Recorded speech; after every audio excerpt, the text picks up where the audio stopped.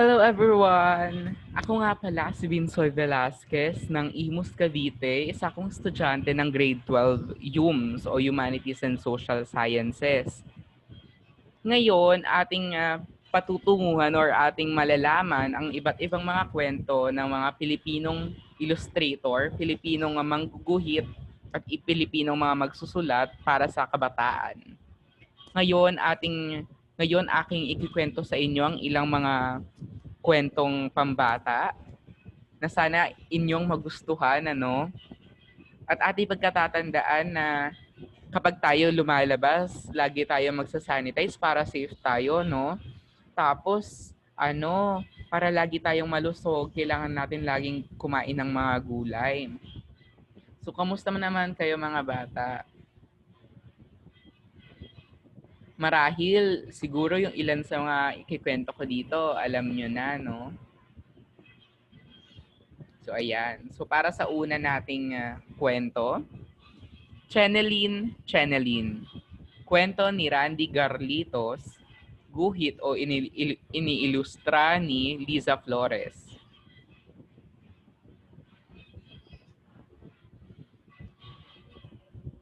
Tuwing umaga sa aming bahay, ang pangalan niya ang una mong maririnig. Pag binigkas mo ito, mayroong magic na nangyayari. Cheneline, ihanda na ang almusal. Biglang magtitilian ang mga kaldero at siyansi sa ilalim ng kalan. Huhuni ang kaldero ng mainit na tubig, maririnig ang kalatugan ng pinggan at kalansingan ng mga kutsara at tinidor. Tapos, sa isang iglap, busog na si tatay.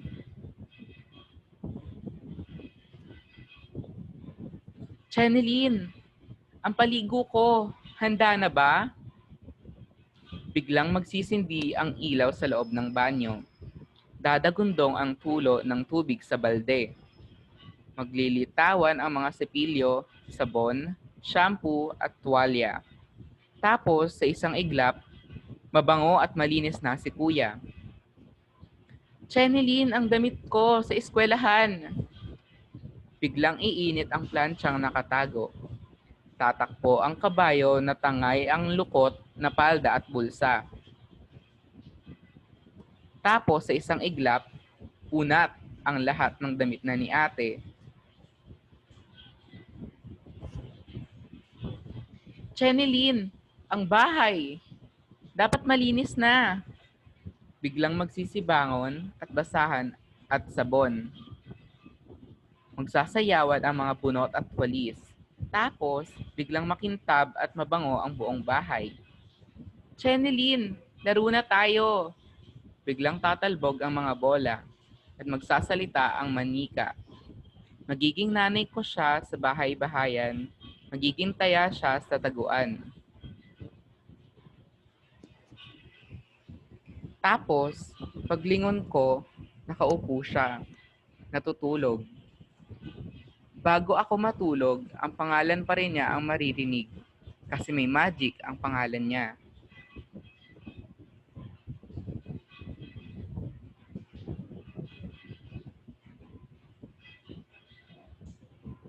Cheneline, ang kape ko, akin na, sabi ni tatay.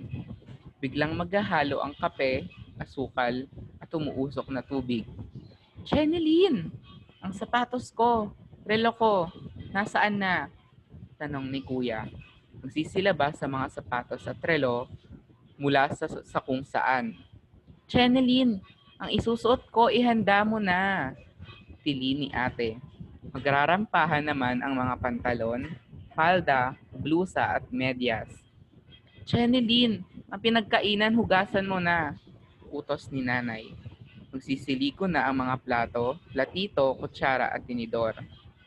Basta tatawagin mo ang pangalan niya, mayroon ng iniinom si tatay sa kwarto. Nakita na ang nawawalang gamit ni kuya. Handa na ang damit ni ate para bukas. Malinis na ang gamit sa kusina ni nanay. Kapag ako na ang tatawag ng Cheneline, papasok siya sa maliit kong kwarto, pagod na pawis na pawis, hingal na hingal, gatang lata. Pero kapag mayroon siyang ikikwento sa akin ang kwarto ko, nag-iiba ng anyo.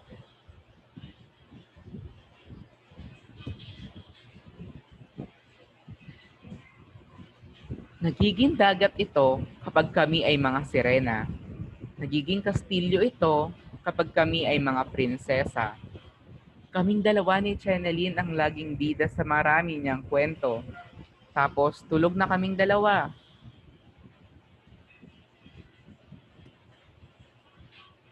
Cheneline! Cheneline! Isang umaga, nagkagulo sa loob ng bahay.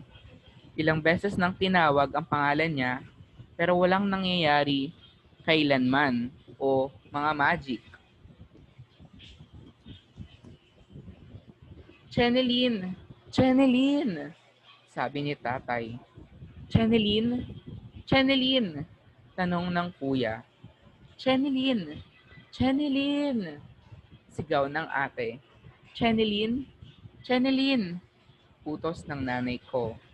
Cheneline! Cheneline! Tawag ko. Pero walang nangyayari. Bigla kaming nagsisugod sa kwarto niya. Pagbukas namin, maraming magic ang nangyayari. Mayroong hatching, mayroong pss, pss, pss, pss, mayroong brrr, mayroong ubo-ubo. Nako, si Cheneline, hindi makapagmamagic. May trangkaso si Cheneline, sabi ng tatay. Dali-dali siyang pumunta sa telepono. Kumiriring ito ng kumiriring. Bumulong-bulong si tatay sa hawakan. Tapos sa isang iglap, biglang dumating ang doktor. Pumunta naman si nanay sa kusina. Naghiwa-hiwa siya ng karne ng manok at gulay.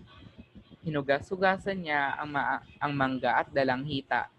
Nagtitimpla-timpla siya ng tsaa at tubig. Sa isang iglap, may pagkain kaagad para kay Cheneline. Dapat tayo muna ang maglinis ng bahay, sabi naman ni kuya at ate. Nagbunot ng nagbunot si kuya. Nagwalis ng nagwalis si ate. Naglaba ng naglaba si kuya. Nag-ayos ng nag-ayos si ate. Tapos sa isang iglap, biglang natutong maglinis ng bahay sina ate at kuya.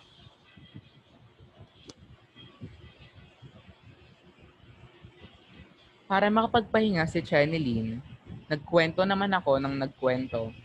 Biglang nagbago ang kwarto ni Cheneline. Naging bughaw na langit ito nang maging piloto kami. Naging entablado ito nang naging magnanayaw kami. Tapos sa isang iglap, nakatulog si Cheneline. Mula noon, iba na ang maririnig sa loob ng bahay namin tuwing umaga.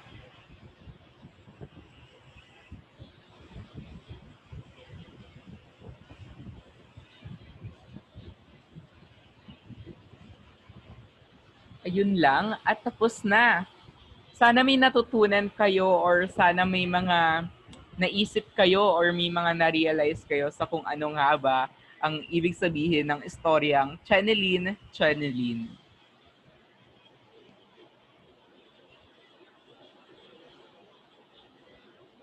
Ako nga pala si Vinsoy Velasquez ulit at nagpapakilala at ngayon namamaalam dahil tapos na ang ating kwento na Cheneline, Cheneline. Maraming salamat. See you again.